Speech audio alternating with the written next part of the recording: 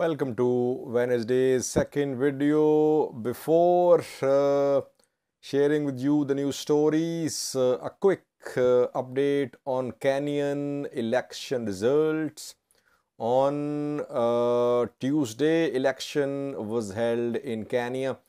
Largely peaceful. Just 3 incidents were reported involving some violence. Otherwise, it was a largely peaceful election. Now, Election Commission has received results from around 98% of the polling stations. Tallying is underway. Both sides are making conflicting claims. Raila Odinga, William Ruto camps are sharing their own results. Election Commission has not announced official results so far. Official result will be announced after a week. So far, it's very clear that it's a very close contest. Winning candidate must secure 50% of total cast votes. Turnout was around 60%, which was lower than in previous election, last election, which was held in 2017.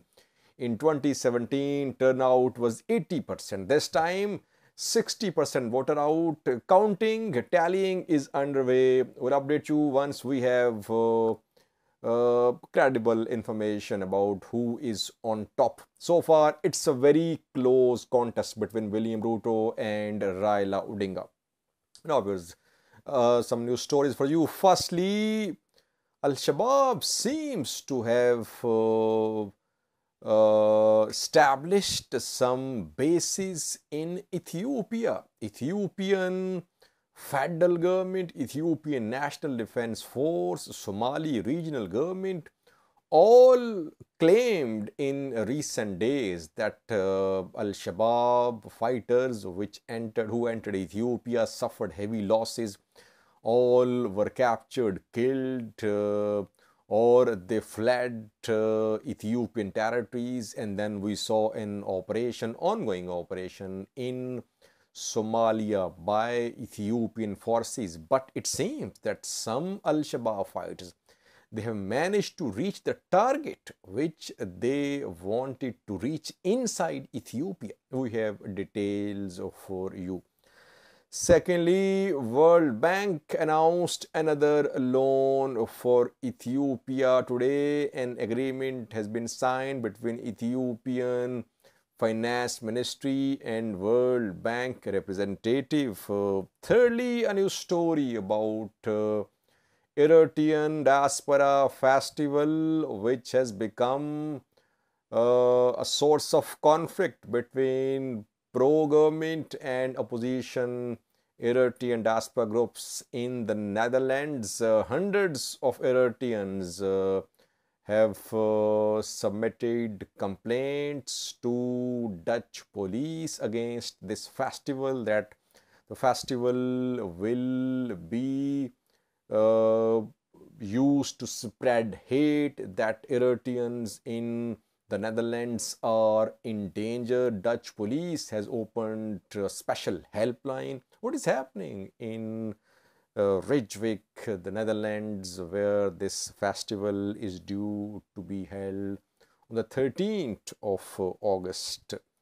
Lastly, viewers, last news story is about Mike Hammer, US Special Envoy to the Horn of Africa, who was in Ethiopia.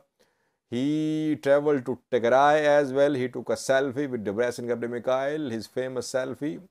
And he held meetings with Ethiopian president, with Demeke Mekonnen, deputy prime minister as well. He talked to BBC after his visit. BBC asked questions about accountability, about the commission, UN commission, which was in Ethiopia a few days ago, but it wasn't allowed to travel to Tigray. BBC host asked questions about US government. Is it putting pressure? Is US government putting pressure upon Ethiopian government or not? What was Mike Hammer's reply? We have a clip for you. Firstly, viewers, First news story is about Al-Shabaab's attack on Ethiopian territories. Around 2 weeks ago, hundreds of Al-Shabaab fighters, they attacked Ethiopian forces, firstly in Yid Ato towns, Somalia's towns on Ethiopia-Somalia border, where a Somali special force from the Somali region of Ethiopia was deployed. For years it has been deployed there. Al-Shabaab carried out Leo police bases in Yid Ato, and after that Al-Shabaab fighters entered Afdir zone of the Somali region of Ethiopia in the first attack. In the second attack, reportedly Al-Shabaab fighters penetrated Ethiopian territories from Hirshabelle, from Hiran region of Somalia, and they entered Shabelle reportedly. What did Ethiopian government, Ethiopian National Defense Force, Somalian government say after these Al-Shabaab attacks? Ethiopian government maintained this position that Al-Shabaab had suffered losses, that all Al-Shabaab fighters had been arrested, killed, wounded, and some of them had managed to flee Ethiopian territories. Ethiopian National Defense Force also released statements. Mustafa Omar claimed that more than 800 Al-Shabaab fighters had been killed. It was a misadventure by Al-Shabaab. And it was said that Al-Shabaab fighters, they were trying to reach mountainous area on Oromia-Somali region border because it wanted to connect with Oromo Liberation Army there. And Al-Shabaab was planning to launch joint operations against Ethiopian forces in alliance with Oromo Liberation Army. OLA has been silent since then. OLA has not said a word about this government's claim. So government's position is that there is no Al-Shabaab presence in Ethiopian areas. But what we have learned now is that Al-Shabaab has managed to reach its target areas in Ethiopia. Al-Shabaab was trying to reach the areas, mountainous areas to the west of Al-Kare. Al-Kare is in Afdir zone of the Somali region of Ethiopia. To the west of Al-Kare is a mountainous area on Oromia, Somali region border, and some Al-Shabaab agents, Al-Shabaab supporters have been operating in and near Al-Kare for some months. Before Al-Shabaab's attack on Ethiopian territories around 2 weeks ago, Ethiopian forces killed a man in Al-Kare, Muhammad Usman. Ethiopian forces claim that Muhammad Usman was an Al-Shabaab commander. He was a local cleric. Now it has been revealed, though he was working for Al-Shabaab. So for months, some local clerics, they have been working. They were preparing the ground for this Al-Shabaab entry into Ethiopia. And now it is being said by some sources that around 100, more than 100 Al-Shabaab fighters, they managed to reach the mountainous area between the Somali region and Oromia on the border, Somali region, Oromia border. And now they are building bases there. Ethiopian government forces, Somali region special police, local, they are trying to hunt them down, to hunt these Al-Shabaab fighters. So they are being pursued by locals, by regional forces, by federal forces as well. But what is being confirmed by some officials as well on condition of anonymity is that Al-Shabaab has managed to reach these mountainous areas. Question is, if Al-Shabaab has managed to reach these mountainous areas, who will support Al-Shabaab now? Will OLA join Al-Shabaab? Ideologically, both OLA and Al-Shabaab are poles apart. Are local sleeper cells of Al-Shabaab still active? Because Ethiopian government forces are conducting operations on daily basis. Some weapons have been recovered as well near Al-Kare, buried underground by some Al-Shabaab agents. So overall, situation is not fully under the control of Ethiopian government forces. Ethiopian government forces have entered 3 zones of Somalia. They are operating in Gado region, Jubaland regional state, Bakul region, southwest state, Hiran region, Hirshabelle regional state.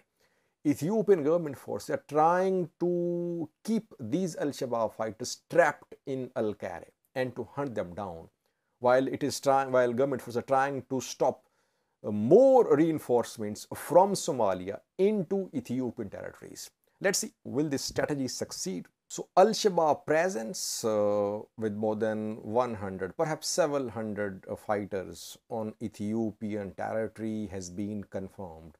Let's see how Ethiopia tackles this extraordinary situation, because this is the first attack on Ethiopian territories by Al-Shabaab in years. Secondly, viewers, World Bank is granting grants to Ethiopian government since the announcement of humanitarian truce in March this year. World Bank stepped up for loans and grants for Ethiopian government, and today Ethiopian government finance ministry signed an agreement with World Bank. $165 million loan will be granted to Ethiopian government under Sustainable Land Management Program. This money will be spent in Tigray, Amhara, Biji, Oromia, Sidama, SNNPR and southwest regions of Ethiopia. World Bank has announced several loans and grants for Ethiopian government. Tigrayans are opposing these financial measures. Tigrayans have protested in front of World Bank headquarters in the US as well.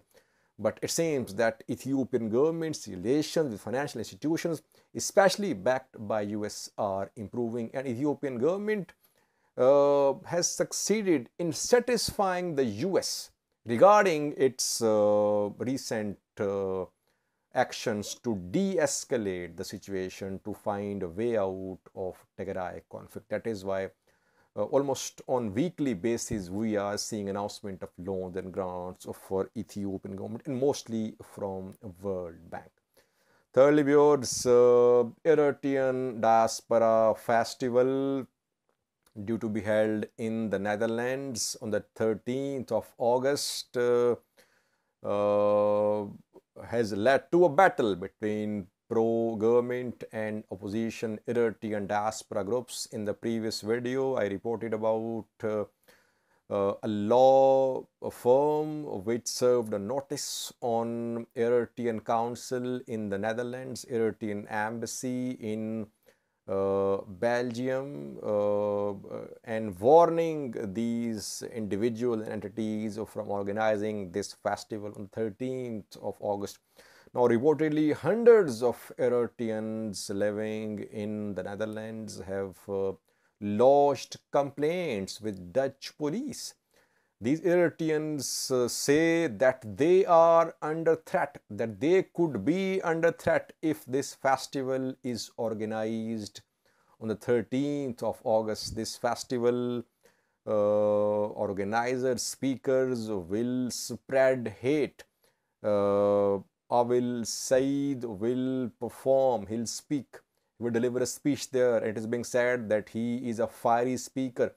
Eritreans in the Netherlands say that they could be in danger. That is why hundreds of them have lodged complaints with Dutch police. Dutch police has opened an emergency helpline for Eritreans in Rijswijk, where this festival is due to be held, and Dutch police is saying that anyone who is in danger can call at 112. 112 emergency helpline is being established for Eritrean diaspora. So this festival is becoming a source of conflict. Opposition groups are trying to stop it. They are starting legal battle as well by involving a legal firm, and now they are approaching authorities in Rijswijk, police as well. Will the festival be cancelled? That remains to be seen. So far, Dutch government has not cancelled the festival, but opposition groups are trying to stop this diaspora festival in the Netherlands. Last viewers, Mike Hammer, US Special Envoy to the Horn of Africa, has concluded his visit to Ethiopia. He traveled to Tigray. He met with President Gabriel Mikhail. Before that, he held meetings with Deputy Prime Minister Matthew McConnell, and he held a meeting with President Work as well. He was interviewed by the BBC. BBC asked a question: is US government putting pressure upon Ethiopia that Ethiopia should allow UN investigators to visit Tigray? What did Mike Hammer say? We have a clip for you. UN Commission was in Ethiopia more than a week ago. 3-member commission tasked with investigation of human rights abuses committed during Tigray conflict. But the commission did not visit Tigray, and Tigray questioned the impartiality of the commission.